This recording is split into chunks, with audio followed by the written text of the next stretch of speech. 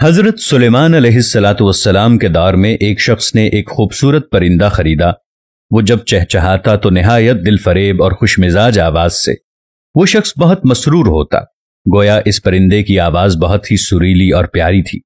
ایک دن اچانک اس پنجرے کے پاس اسی کے جیسا ایک اور پرندہ آیا اور اپنی زبان میں کچھ باتیں کیں اور چلا گیا۔ پنجرے میں موجود پرندہ بالکل خاموش ہو گیا، گویا ایسے ہو گیا جیسے وہ گونگا پرندہ ہے۔ اس کے مالک نے 2-3 دن انتظار کیا مگر پرندہ بالکل خاموش رہا۔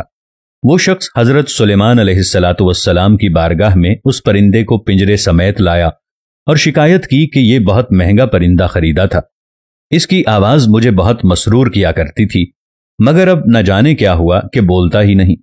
حضرت سلیمان علیہ الصلاۃ والسلام جو جانور، چرند پرند سب کی بولیاں جانتے تھے، انہوں نے اس پرندے سے پوچھا وجہ کیا ہے جو خاموش ہو گئے ہو؟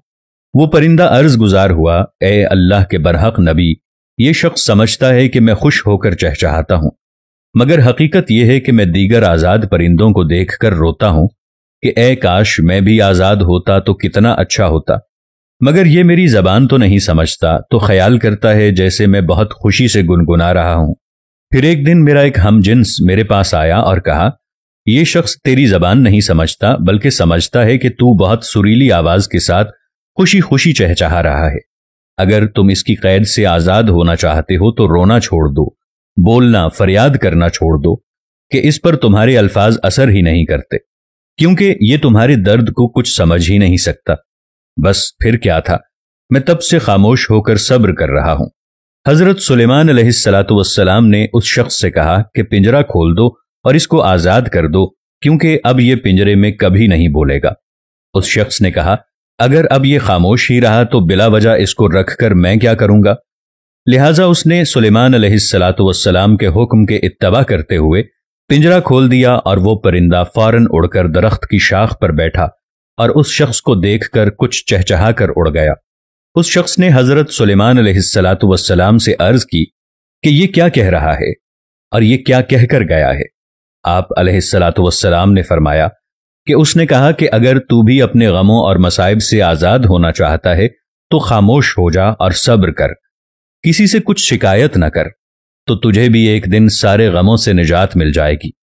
اگر آپ لوگ بھی اپنے غم سے نجات حاصل کرنا چاہتے ہیں تو اپنے آپ کو خاموش کر لیں اور صرف اللہ سے لو لگا لیں، آپ کے سارے غم، ساری پریشانیاں دور ہو جائیں گی۔ حضرت سلیمان علیہ الصلاۃ والسلام کی حکمت عملی نے شخص کو ایک نیا سبق سکھایا۔ اس نے سیکھا کہ خوشی صرف ظاہری چیزوں میں نہیں ہوتی بلکہ اسے اندر سے تلاش کرنا ہوتا ہے۔ اس نے یہ بھی سیکھا کہ صبر اور خاموشی غموں سے نجات کا راستہ ہے۔ اس واقعے کے بعد اس شخص نے اپنی زندگی بدلنے کا فیصلہ کیا۔